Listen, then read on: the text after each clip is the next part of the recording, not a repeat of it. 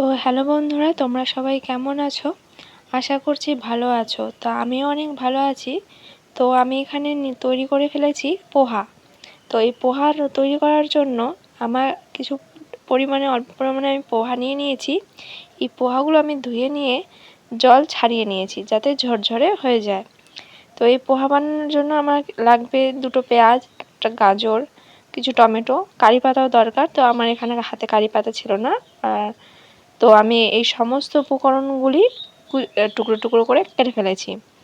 তো কেটে ফেলার পর আমি এখানে কড়াই গরম করতে বসিয়ে দিয়েছি। এরপর কড়াই গরম হয়ে গেলে আমি এখানে তেল দিয়ে দিয়েছি। তো তেলও গরম হয়ে গেছে।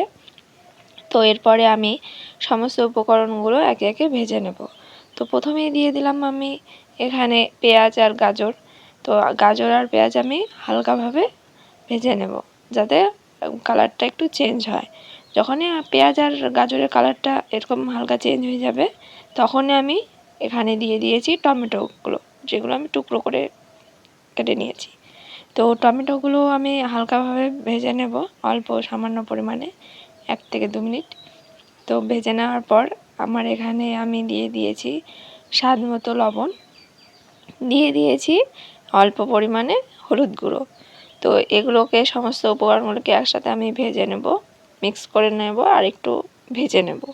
তো আমার এগুলো সমস্ত উপকরণগুলি ভেজে নেওয়া হয়ে গেলে এখানে আমি দিয়ে দেবো পোহা, যেগুলো আমি জল ছাড়িয়ে নিয়েছি, সেই জল ছাড়িয়ে নেওয়া পোহাগুলো। তো এই পোহাগুলো আমি দিয়ে দিয়েছি। এরপর সমস্ত উপকরণগুলি একসঙ্গে আমি ভেজে নেব, মানে একটু মিক্স করে নেব যাতে কালারটা চেঞ্জ হয়ে যায়। তো আমার সমস্ত উপকরণগুলো একসঙ্গে মিক্স করা হয়ে গেছে।